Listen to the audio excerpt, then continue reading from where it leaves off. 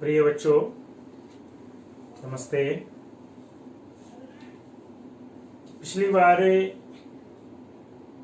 जब summer vacation शुरू हुआ था, उससे पहले हमने बच्चों ये जो आपकी पुस्तक है नैतिक शिक्षा, इसमें हमने पाठ 4 पढ़ा था, अभियान गीत।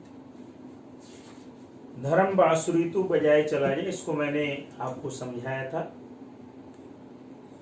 मुझे आशा ही नहीं, पूर्ण विश्वास है कि आपने इस पाठ को जरूर समझ के याद किया होगा, पढ़ा होगा, अपनी कॉपी में कार्य किया होगा। बच्चों, पाठ 4 के बाद पाठ 5 है व्यायाम।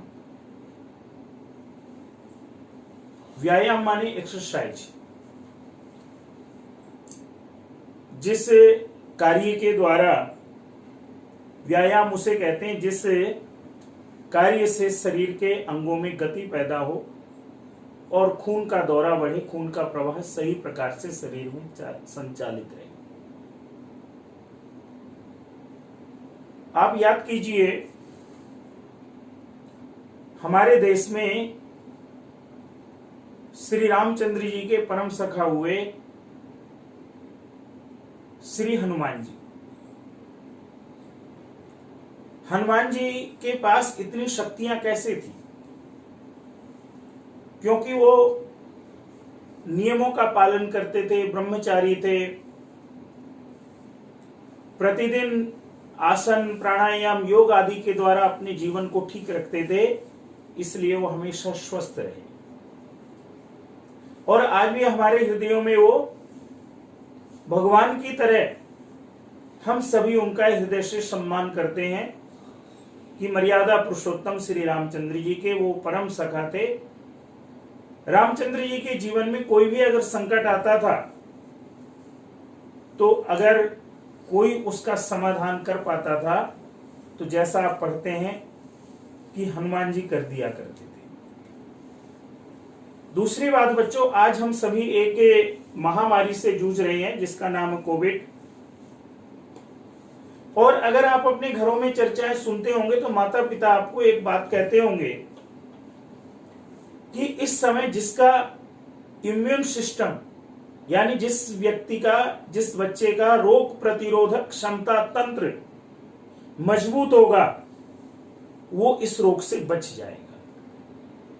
बच्चों, व्यायाम का सबसे बड़ा अगर कोई लाभ है तो व्यक्ति के रोग प्रतिरोधक क्षमता को बहुत ज्यादा विकसित कर देता है, आपको शक्तिमान बना देता है।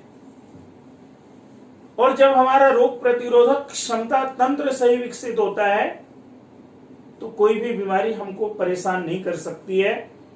हम उस बीमारी पर अवश्य ही विजय पाएंगे। तो होगी नहीं, अगर हो गई तो हम उस पर अपने रोग प्रतिरोधक क्षमता तंत्र की मजबूती से उस पर अवश्य विजय पाएंगे। और तीसरी बात बच्चों,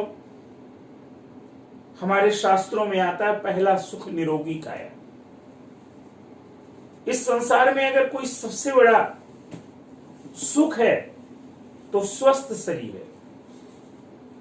और स्वस्थ शरीर केवल बात करने से नहीं होगा, स्वस्थ शरीर केवल मोबाइल में गेम खेलने से नहीं होगा, स्वस्थ शरीर केवल टीवी के आगे बैठ करके बहुत सारे धारावाहिक, बहुत सारे सीरियल देख के नहीं होगा, बहुत सारे कंप्यूटर पे गेम खेल के नहीं होगा। बच्चों, स्वस्थ शरीर तभी हो पाएगा जब आप अपनी एक स्वस्थ दिनचर्या का, हेल्थी टाइम टेबल का पालन करेंगे।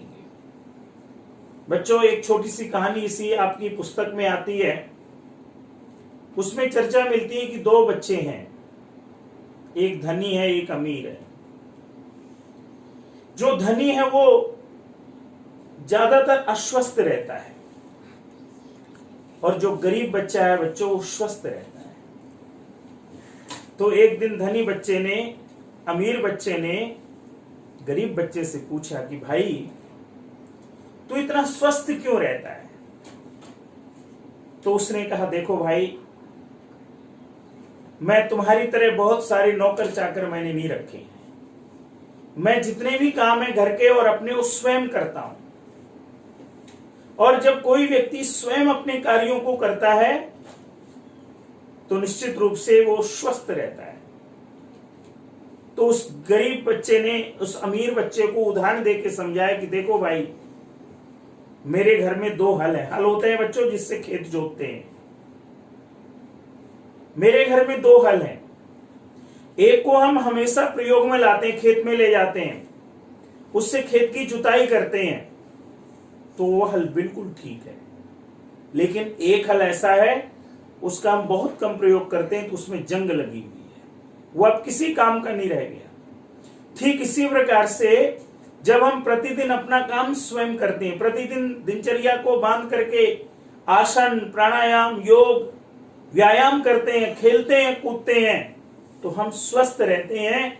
आप चूंकि सब काम अपने नौकरों के भरोसे करते हो, कोई काम आप स्वयं से नहीं करते हो, इसलिए आप अस्वस्थ रहते हो। कहने का भाव क्या है बच्चों? वास्तव में ये पाठ आपके मेरे लिए केवल कक्षा का पाठ नहीं है, ये जीवन का पाठ है। जीवन में बच्चों अगर हम स्वस्थ रहेंगे तो इस पाठ के अनुसार सबसे पहली बात है व्यायाम करना चाहिए। अब लॉकडाउन के टाइम में, कोविड-19 के दौर में जब आपका बाहर जाना प्रतिबंधित है, घर से निकलना स्वास्थ्य कारणों से माता पिता आपको रोकते हैं, बड़े बुजुर्ग टोकते हैं कि आपको बाहर नहीं जाना, और आप भी सोचते हैं कि भाई हमारे बड़े जो हैं वो सही कह रहे हैं, तो आपके मन में प्रश्न होगा कि सर हम घर में क्या व्यायाम करें। तो बच्चों इस पाठ में बहुत सारे व्यायाम आए हैं। मैं एक आपको रोचक कहानी से इस पाठ को थोड़ा सा और समझाना चाहूंगा। एक हमारे देश में एक बहुत बड़े महायोद्धा, महाबली कुश्ती के बहुत बड़े पहलवान हुए प्रोफेसर राममूर्ति। अगर आप कभी विशाखापट्टनम गए होंगे तो वहां पर उनकी एक बहुत बड़ी मूर्ति लगी हुई है। बच्चों ये बात अंग्रेजों के समय की है। एक बालक जो बचपन में थोड़ा रोगी रहता था, श्वास की उनको दिक्कत थी, तो किसी ने उनको समझाया कि देखो भाई, प्राणायाम करोगे, आसनों का सहारा लोगे, व्यायाम करोगे तो तुम्हारे शरीर के सारे रोग दूर हो जाएंगे। और अगर तुम स्वस्थ होना चाहते हो तो अपने सामने आदर्श तुम्हारे होने चाहिए हनुमान, तुम्हारे सामने आदर्श होने चाहिए भीम।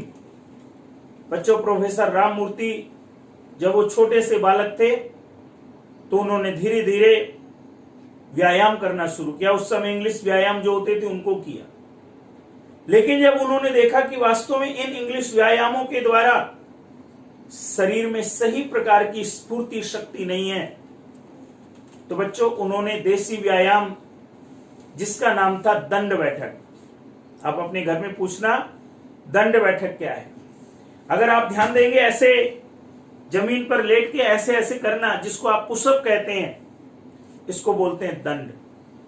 और जमीन पर ऐसे बैठ करके बार बार उठना पैर के द्वारा, इसको कहते हैं बैठक। प्रोफेसर राममूर्ति ने देसी व्यायाम दंड बैठक का आविष्कार किया और कई कई घंटे तक उस व्यायाम को बड़े अच्छे तरीके से करने के कारण बच्चों उनके अंदर भीम जैसी शक्ति हो गई। एक बार वो यूरोप के टूर में गए, तो यूरोप के टूर में आप जानते हैं वहां पर बुल फाइट होती है, बैलों की फाइट होती है। तो जब उन्होंने देखा कि ये पब्लिक जो है 2 बैलों को लड़ाती है, तो बोले कि ये कौन सी बात है, आप जानवरों को लड़वा करके इनका नुकसान करते हो, अगर दम है तो कोई मनुष्य जाकर के इनको पकड़ के दिखाए। लोगों ने कहा ऐसा थोड़ी हो सकता है, ये बैल तो उठा के फेंक देगा। लेकिन बच्चों प्रोफेसर राममूर्ति ने ये काम मैं जाता हूं, और जाकर के उन्होंने उस शैतान और जो सबसे बलिष्ठ बैल था उसको बस में कर लिया। ये शक्ति उनको कहां से मिली? ये बच्चों शक्ति उनको रेगुलर डेली व्यायाम एक्सरसाइज करने से मिली। बच्चों ये पाठ बड़े ध्यान से पढ़ना। इस पाठ में बहुत अच्छी अच्छी बातें आपको बताई गई हैं, मैंने केवल आपको परिचय दिया है। और इस व्यायाम को करने के लिए सबसे पहली बात कही गई है कि जो व्यक्ति ब्रह्मचर्य का पालन करता है, ब्रह्मचर्य का पालन यानी कि ज्ञान के मार्ग पर चलता है, विचार के मार्ग पर चलता है। और ध्यान दीजिएगा, जो ज्ञान के मार्ग पे चलेगा, विचार के मार्ग पे चलेगा मेरे प्यारे बच्चों, वो सदाचार के मार्ग पे चलेगा, वो गुड करेक्टर के मार्ग पे चलेगा। और निश्चित रूप से जिसका आचार अच्छा होगा, जिसका सदाचारी जीवन होगा, वो निश्चित रूप से स्वस्थ रहेगा। तो इस पाठ को आपके पास पुस्तक है, उसमें से आपने पढ़ा होगा। मैंने केवल आपको समझाने की दृष्टिकोण से इसको थोड़ा सा आपको अभी तक परिचय दिया। और दूसरी बात, इसमें बहुत सी चर्चाएं मिलती हैं कि संसार में अच्छा स्वास्थ्य अनमोल वस्तु है। जिसकी सेहत ठीक नहीं होती वह बीमार होकर कोई काम नहीं कर सकता। स्वास्थ्य ही अमूल्य धन है, इसलिए स्वास्थ्य बनाए रखने के लिए व्यायाम करना आवश्यक है। और आगे कहते हैं कि व्यायाम करने का सबसे अच्छा समय प्रातः काल है। आप देखेंगे कि सुबह जो जल्दी उठता है वास्तव में वो स्वस्थ रहता है। रोज बाहर शुद्ध हवा में टहलने के लिए जाना भी उत्तम व्यायाम है। घूमना भी व्यायाम ये कह रहे हैं। खेलना कूदना भी व्यायाम में शामिल है। व्यायाम उसे कहते हैं जिससे शरीर के अंगों में गति पैदा हो, खून का दौरा बढ़े। इस कारण दंड बैठक, कुश्ती, दौड़ आदि हमारे देश के पुराने प्रसिद्ध व्यायाम है। हमें उन्हें यथाशक्ति नियम पूर्वक करना चाहिए। मैं समझता हूं इस पाठ को आप जब पढ़ेंगे और मेरे जब इस वीडियो को अच्छे से देखेंगे तो व्यायाम के विषय में आपकी रुचि बढ़ेगी और आप ये संकल्प लें, अपने आप से प्रॉमिस करें कि आप भी प्रतिदिन व्यायाम करेंगे। तो आपके मन में आ रहा होगा कि इस समय हम क्या व्यायाम करें। तो बच्चों, इस समय घर में रह करके आप आसन कर सकते हैं, प्राणायाम कर सकते हैं और उसको करने के लिए कोई आपको परेशानी नहीं। आपके माता पिता इस समय जरूर इन नियमों का पालन करते होंगे, घर में आसन प्राणायाम करते होंगे। नहीं तो आप देखिए आजकल तो विभिन्न प्रकार के न्यूज चैनल्स पे सुबह सुबह अनेक प्रकार के योगी लोग आते हैं जो आसन करवाते हैं, प्राणायाम करवाते हैं। उसको नियम पूर्वक करना शुरू कीजिए। तो बच्चों, इससे दो चीज होंगी, आपके शरीर का स्टेमिना बढ़ेगा और बुद्धि का भी स्टेमिना बढ़ेगा। जब शरीर स्वस्थ होगा तो बुद्धि भी स्वस्थ होगी, क्योंकि किसी ने कहा है कि स्वस्थ शरीर में ही स्वस्थ बुद्धि का, स्वस्थ मन का निवास होता है। इसलिए आप प्रतिदिन आसन करें, योग करें, प्राणायाम करें और अपने जीवन को स्वस्थ रखें। और जब ये महामारी का समय निकल जाए तो उस समय दौड़, जो जो आपकी रुचि के व्यायाम है उनको जरूर करके अपने जीवन का स्वास्थ्य, अपने जीवन में स्वास्थ्य उत्तम रखें, क्योंकि स्वास्थ्य वास्तव में अनमोल धन है। इस अनमोल धन को खोना नहीं है। अब आ जाइए बच्चों, अभ्यास करते हैं। पहला प्रश्न है, चरक संहिता में स्वस्थ रहने के लिए कौन सी 3 बातें बताई गई हैं। तो आप अगर देखेंगे, आपके पुस्तक में दिया, वहीं से ले लेता हूं, तो आप उत्तर लिखेंगे चरक संहिता में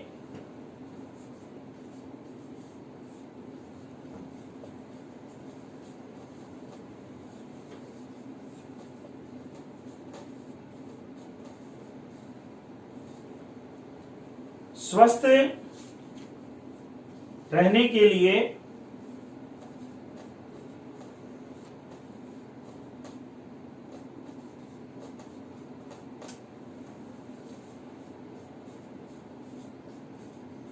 निम्न 3 बातें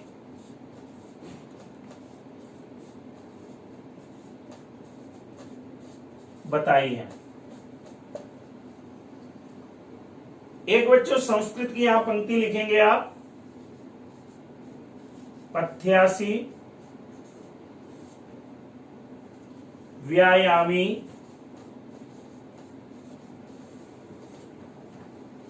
स्त्रीषु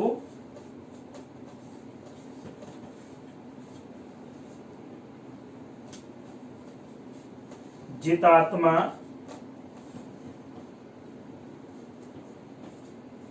नरो न रोगी स्यात्।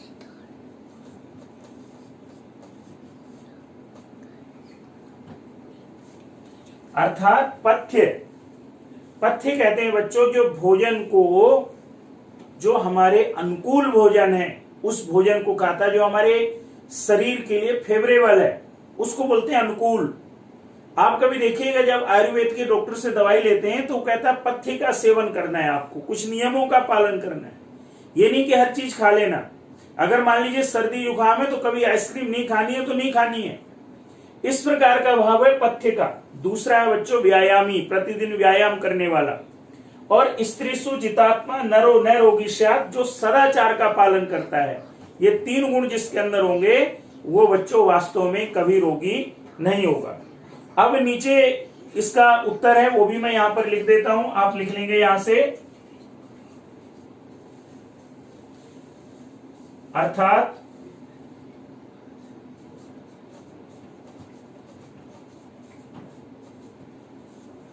जो परहेज से खाता है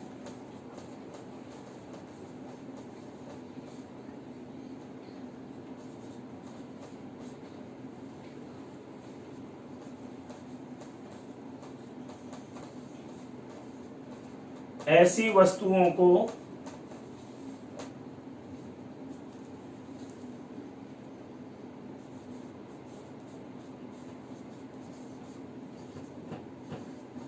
नहीं खाता,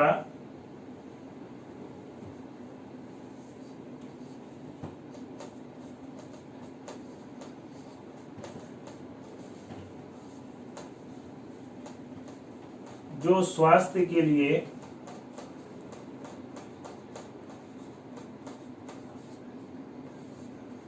हानिकारक हैं। ये तो आप लिख लीजिए पहला पॉइंट। दूसरा आ जाएगा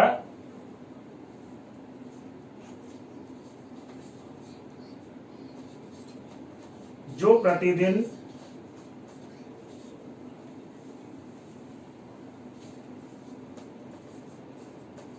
उचित व्यायाम करता है।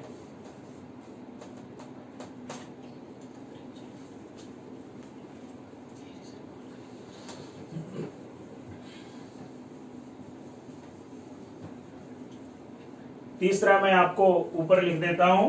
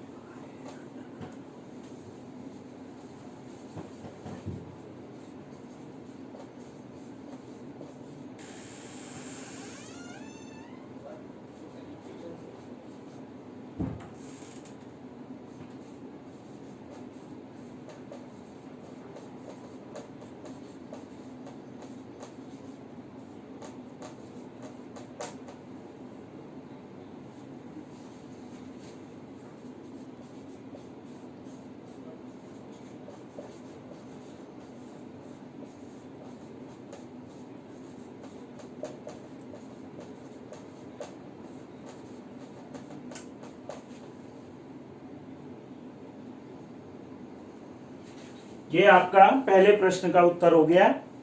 इसको आप अपने वीडियो में देख करके लिख लेंगे। इसके बाद बच्चों दूसरा प्रश्न है,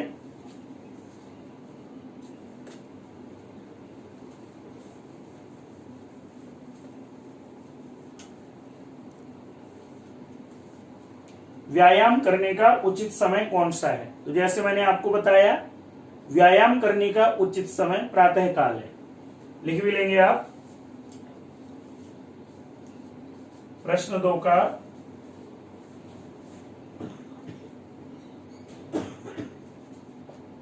उत्तर दो।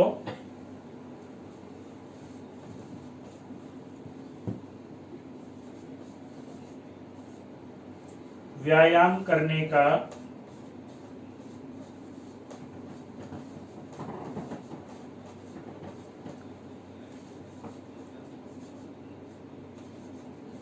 उचित समय प्रातः काल है।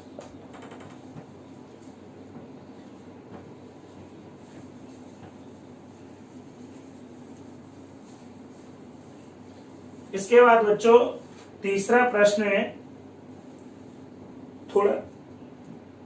थोड़ा सा बड़ा है। क्योंकि प्रश्न है अच्छे स्वास्थ्य के लिए व्यायाम अपेक्षित है, इस विषय पर संक्षेप में अपने विचार प्रकट करें।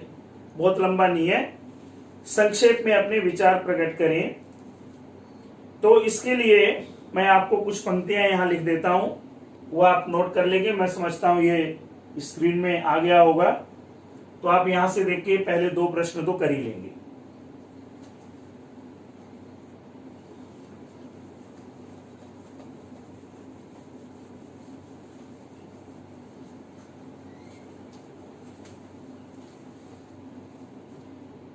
देखिए, अच्छे स्वास्थ्य के लिए व्यायाम अपेक्षित है, इस विषय पर संक्षेप में अपने विचार प्रकट करें। तो आप यहां से लिखना शुरू करेंगे प्रश्न 3 का उत्तर। इसको पॉइंट में लिख लेंगे, व्यायाम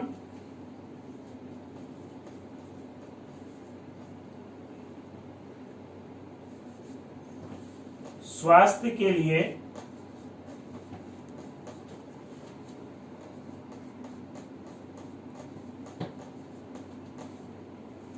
अनिवार्य है।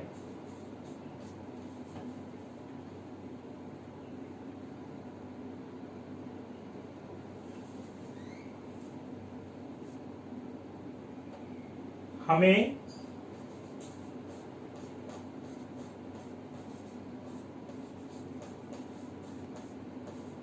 नित्य प्रति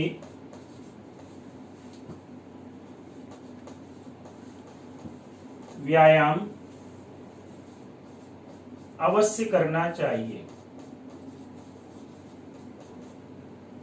दूसरा पॉइंट आ जाएगा बच्चों, संसार में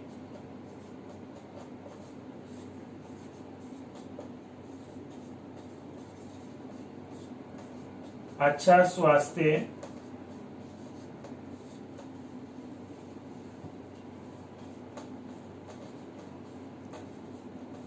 अनमोल वस्तु है,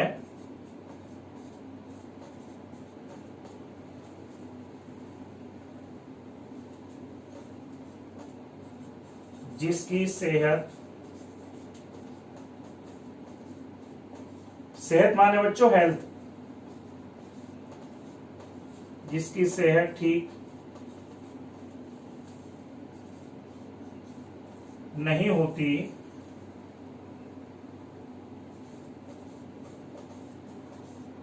वह बीमार होकर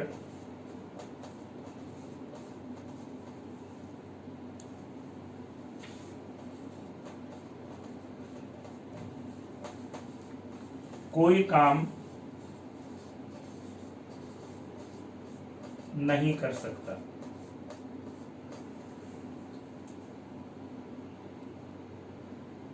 इसके बाद है बच्चों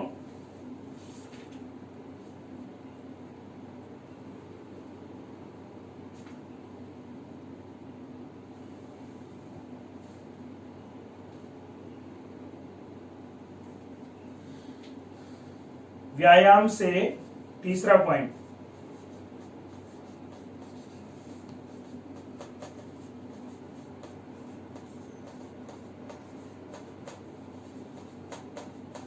शरीर के अंग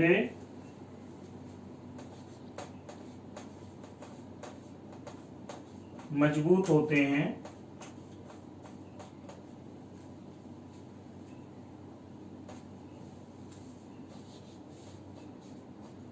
भोजन ठीक ढंग से पच जाता है।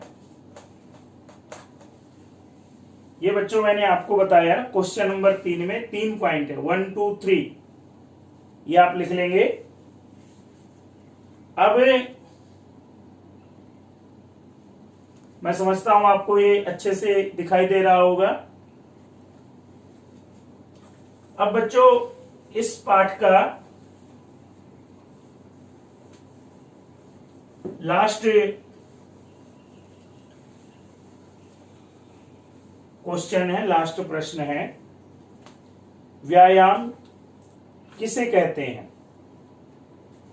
तो इसका उत्तर लिख लेंगे प्रश्न 4,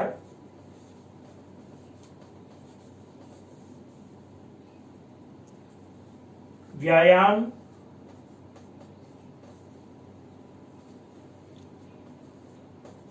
उसे कहते हैं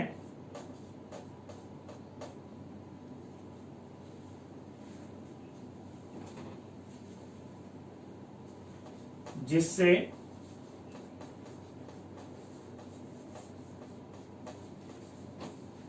शरीर के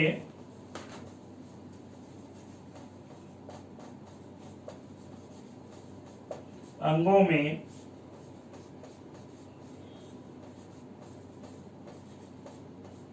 गति पैदा हो,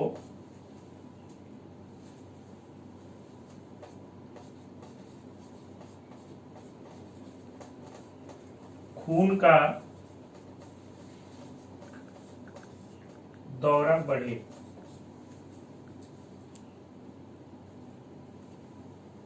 ये आपका क्वेश्चन 4 का आंसर है।